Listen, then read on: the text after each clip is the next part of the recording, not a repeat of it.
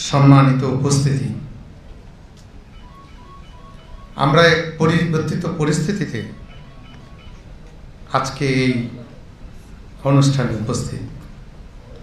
আমাদেরকে আমন্ত্রণ জানানো হয়েছে, সেজন্য বাংলাদেশ পুজো উদযাপন পরিষদের লক্ষ লক্ষ নেতাকর্মী, বাংলাদেশের 3 কোটি সনাতনী সম্প্রদায়ের পক্ষ থেকে আপনাদের প্রতি কৃতজ্ঞতা জানাচ্ছি।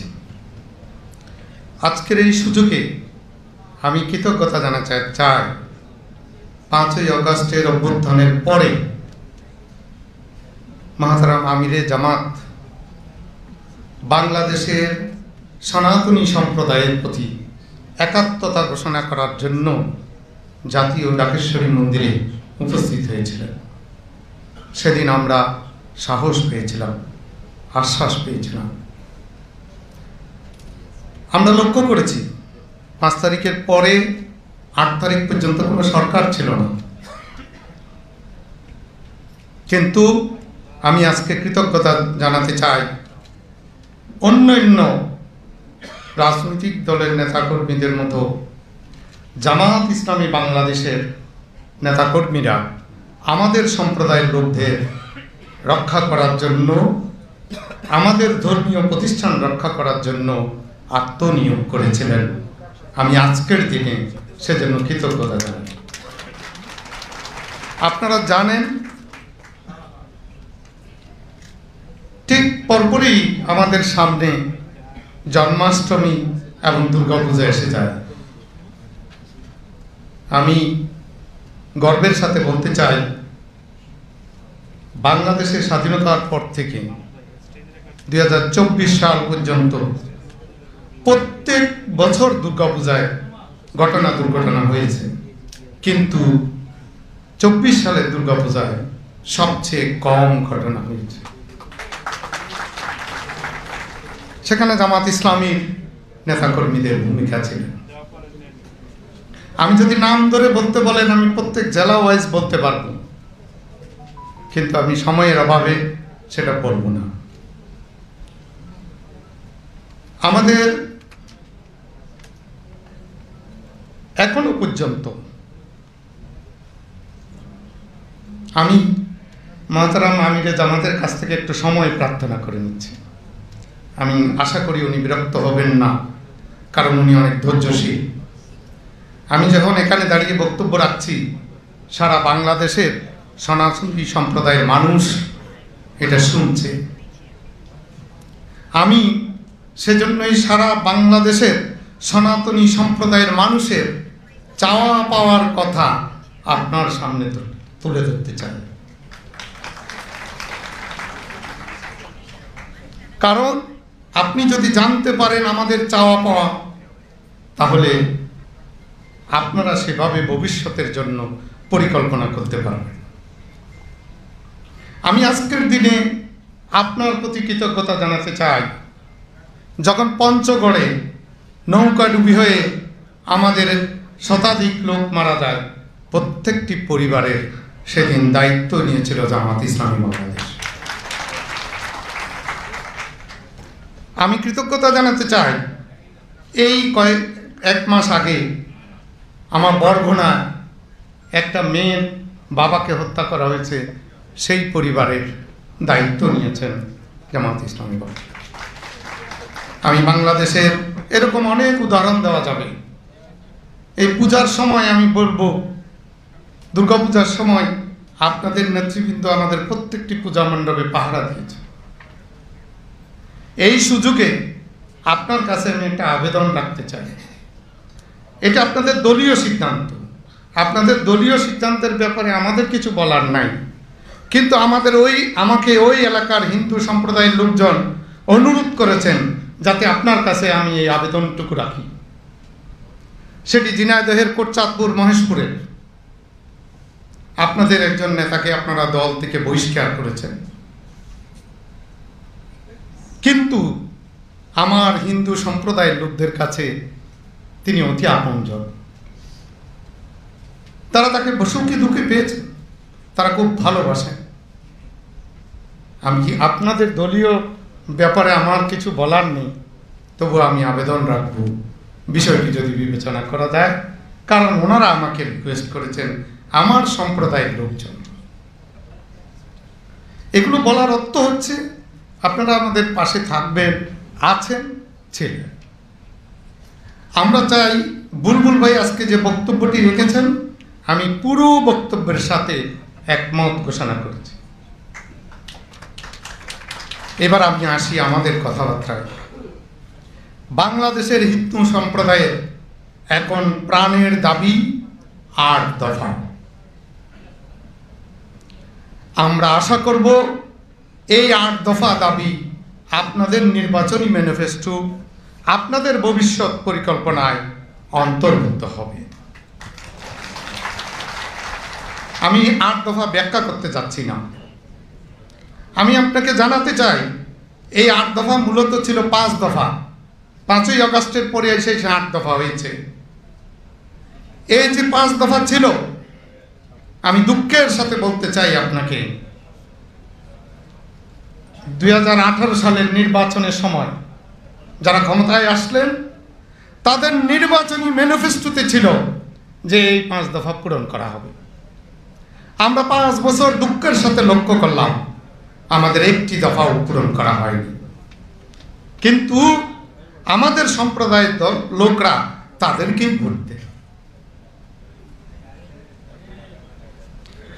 আরো বলতে চাই, 24 সালের নির্বাচনেও তাদের নির্বাচনী ম্যানিফেস্টোতে সেই একই 5 দফা ছিল, কিন্তু 6 মাসের মধ্যে একটি দফা পূরণের আয়োজন আমরা দেখতে পাইনি।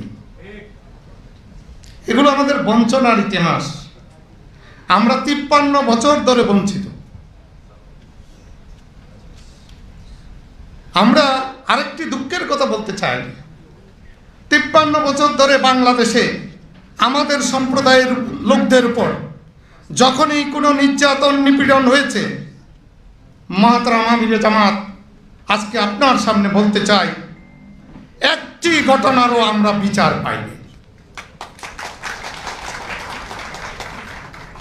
এই যে বিচারহীনতার সংস্কৃতি, কোনো ঘটনার যদি বিচার না হয় তাহলে তো ঘটনা বাড়বেই।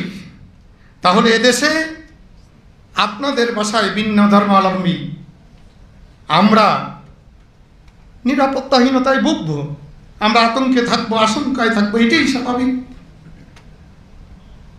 আজকে যে সম্প্রীতির বাংলাদেশের স্বপ্ন, যে নতুন বাংলাদেশের স্বপ্ন, যে একতার বাংলাদেশের স্বপ্ন, সেটা তো বাস্তবায়িত হবে না।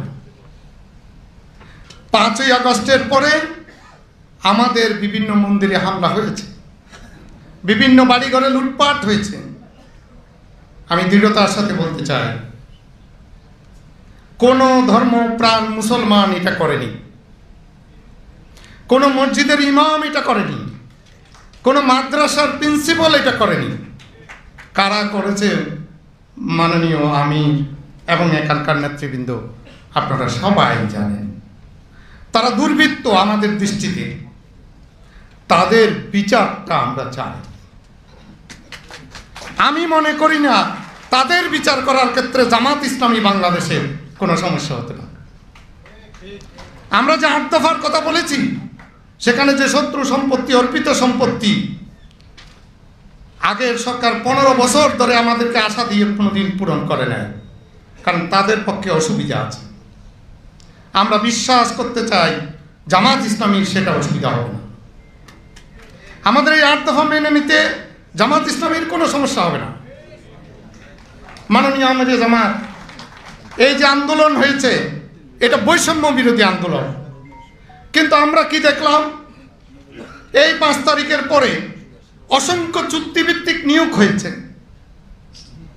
কিন্তু দুর্ভাগ্যের পরিহার আমাদের সম্প্রদায়ের কেউ কোনো লোককে চুক্তিভিত্তিক নিয়োগ দেওয়া হয়নি।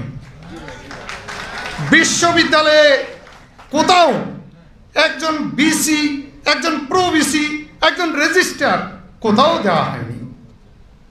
এটা কি বৈষম্য নয়? আমরা আপনাদের কাছে আস্থা রাখতে চাই যে আপনারা এই করবেন না, আমাদের দিকে দৃষ্টি রাখবেন। আমি বলতে চাই,